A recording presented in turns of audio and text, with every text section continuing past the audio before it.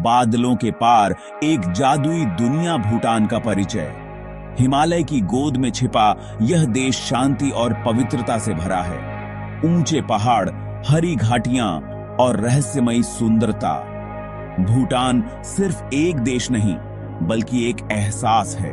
यहाँ के राजा रानी को लोग बहुत सम्मान देते हैं और सरकार लोगों की खुशी को सबसे ऊपर रखती है। यहाँ के लोग अपनी संस्कृति पर गर्व करते हैं और उनकी मुस्कान में सच्ची खुशी झलकती है। भूटान हमें सिखाता है, असली तरक्की मन की शांति और प्रकृति से जुड़ाव में है। अब भूटान की असली पहचान उसके हरे भरे पहाड़ और साफ नदियां हैं। सुबह की सुनहरी धूप में ये पहाड़ सोने जैसे चमकते हैं। यहाँ की नदियां शीशे की तरह साफ और मीठी हैं, जिनकी कल कल कानों में संगीत घोल देती है। भूटान के लोग प्रकृति को मां मानते हैं, पेड़ नहीं काटते, जानवरों को नहीं सताते।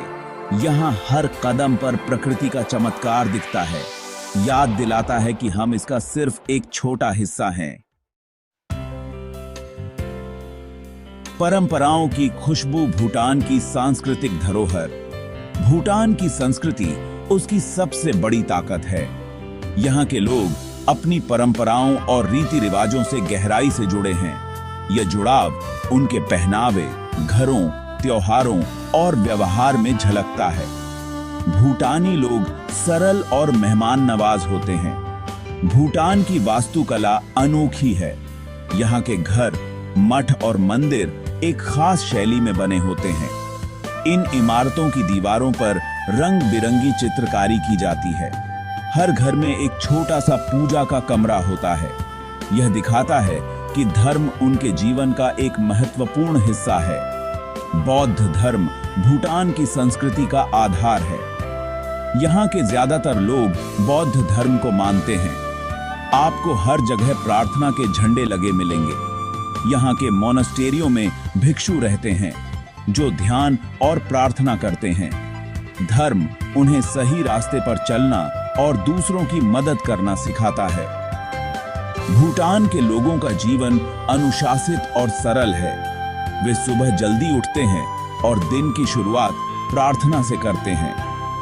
वे कड़ी मेहनत करते हैं, लेकिन उनके चेहरे पर थकान नहीं दिखती। वे छोटी छोटी चीजों में खुशी ढूंढ लेते हैं। यह सामुदायिक भावना ही उनकी सामाजिक शक्ति है। भूटान में तरक्की का पैमाना पैसा नहीं बल्कि लोगों की खुशी है। इसे सकल राष्ट्रीय सुख या जीएनएच कहते हैं। यह नीति भूटान के चौथे राजा ने शुरू की थी। इसका मकसद है अच्छा शासन, सतत विकास, संस्कृति और पर्यावरण की रक्षा। इसका असर आम लोगों की जिंदगी में साफ दिखता है। भूटान ने साबित किया कि खुशी से बढ़कर कुछ नहीं। चलिए दोस्तों, चलते हैं थिम्फू की ओर, जो भूटान की राजधानी और दिल है। यह शांत घाटी पारंपरिक और आधुनिकता का सुंदर मेल है। यहाँ कोई ट्रैफिक लाइट नहीं, ट्रैफिक पुलिस ही सब संभालते हैं। बुद्ध दोरदेनमा की विशाल प्रतिमा और ताशीछो जोंग किला यहाँ के खास आकर्षण हैं। थिम्फू का बाजार संस्कृति और लोगों से मिलने का बेहतरीन मौका देता है। पारो भूटान की सबसे खूबसूरत और ऐतिहासिक घाटियों में से एक है। भूटान का एकमात्र अंतर्राष्ट्रीय हवाई अड्डा यहीं स्थित है। पारो घाटी हरे भरे धान के खेतों, पारंपरिक घरों और पारो छू नदी के सुंदर नजारों से भरी है। यहाँ की हवा में शांति और पवित्रता है। पारो का सबसे प्रसिद्ध स्थल पारो ताक्तसांग है, जिसे टाइगर्स नेस्ट कहा जाता है। यह मठ एक ऊंची चट्टान के किनारे पर बना है। कहा जाता है कि गुरु पद्मसांबवा एक बाघिन की पीठ पर बैठकर यहाँ आए थे। इस मठ तक पहुंचने के लिए चढ़ाई करनी पड़ती है, लेकिन ऊपर पहुंचने के बाद जो नजारा दिखता है वह सारी थकान भुला देता है। पारो में एक और महत्वपूर्ण स्थान रिनपुंग जोंग है। यह एक विशाल किला है जिसे गहनों के ढेर पर बना किला कहा जाता है। यह जोंग पारो के प्रशासनिक और मोनास्ट्री वासी केंद्र के रूप में कार्य करता है। हर साल यहाँ प्रसिद्ध पारो त्सेचू त्योहार मनाया जाता है। पारो घाटी में घूमते हुए आपको भूटान के ग्रामीण जीवन की एक सुंदर झलक मिलती है। आप यहाँ के खेतों में काम करते हुए किसानों को देख सकते हैं। यहाँ के लोग मिलनसार हैं और हमेशा आपकी मदद के लिए तैयार रहते हैं। पारो घाटी प्रकृति, इतिहास और आध्यात्मिकता का संगम है।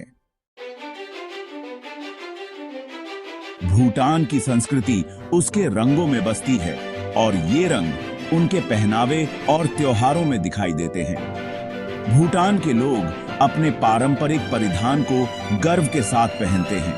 पुरुषों के पहनावे को घो कहा जाता है। यह एक घुटनों तक लंबा रोब होता है। महिलाओं के पहनावे को किरा कहा जाता है। ये कपड़े भूटान की राष्ट्रीय पहचान का प्रतीक हैं। स्कूल जाने वाले बच्चों से लेकर सरकारी दफ्तरों में काम करने वाले लोग तक सभी को यह पारंपरिक पोशाक पहनना अनिवार्य है। ये कपड़े हाथ से बुने होते हैं और उन पर सुंदर पैटर्न बने होते हैं। भूटान के त्योहार, जिन्हें अत्सेचू कहा जाता है, बहुत ही जीवंत और रंगीन होते हैं।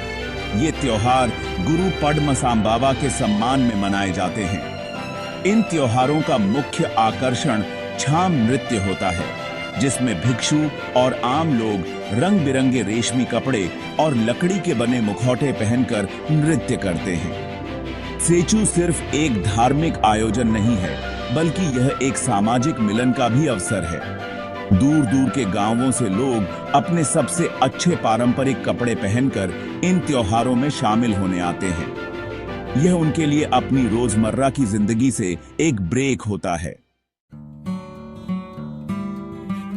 भूटान का खाना उसकी संस्कृति की तरह ही सरल और दिल को छू लेने वाला है।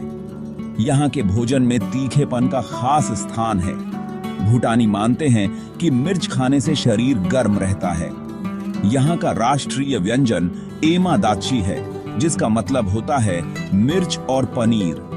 भूटानी भोजन में स्थानीय और ताजी सामग्री का भरपूर उपयोग होता है।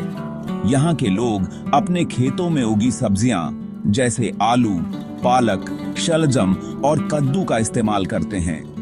मांस में वे चिकन, पोर्क और बीफ खाते हैं। भूटान में भोजन करने का तरीका भी पारंपरिक है। लोग जमीन पर बैठकर हाथ से खाना पसंद करते हैं। भोजन शुरू करने से पहले वे थोड़ी मात्रा में भोजन अर्पित करते हैं। यहाँ के लोग भोजन को बर्बाद नहीं करते और अपनी थाली में उतना ही लेते हैं जितना वे खा सकें। भूटान में पेय पदार्थों का भी महत्व है। यहाँ की स्थानीय चाय, जिसे सुजा कहते हैं, बहुत प्रसिद्ध है। यह चाय की पत्तियों को मक्खन और नमक के साथ मिलाकर बनाई जाती है। भूटान का खान पान वहां की जमीन और लोगों से जोड़ता है। भूटान की यात्रा जीवन को देखने के एक नए नजरिए की खोज है। यह छोटा सा देश दुनिया को एक बड़ा संदेश देता है। यह सिखाता है कि सच्ची खुशी और संतोष भौतिक चीजों को जमा करने में नहीं, बल्कि एक सरल, संतुलित और उद्देश्यपूर्ण जीवन जीने में है। भूटान से मिलने वाली दूसरी बड़ी सीख प्रकृति का सम्मान करना है। इस देश ने साबित कर दिया है कि विकास के लिए पर्यावरण को कुर्बान करना जरूरी नहीं है। वे दुनिया के एकमात्र कार्बन नेगेटिव देश हैं। भूटान हमें अपनी संस्कृति और परंपराओं से जुड़े रहने का महत्व सिखाता है। वैश्वीकरण के इस दौर में भूटान ने अपनी अनूठी पहचान को गर्व के साथ सहेज कर रखा है। यह हमें बताता है कि अपनी जड़ों से कटकर कोई भी समाज आगे नहीं बढ़ सकता। अंत में भूटान की सबसे बड़ी सीख सकल राष्ट्रीय सुख की अवधारणा में छिपी है।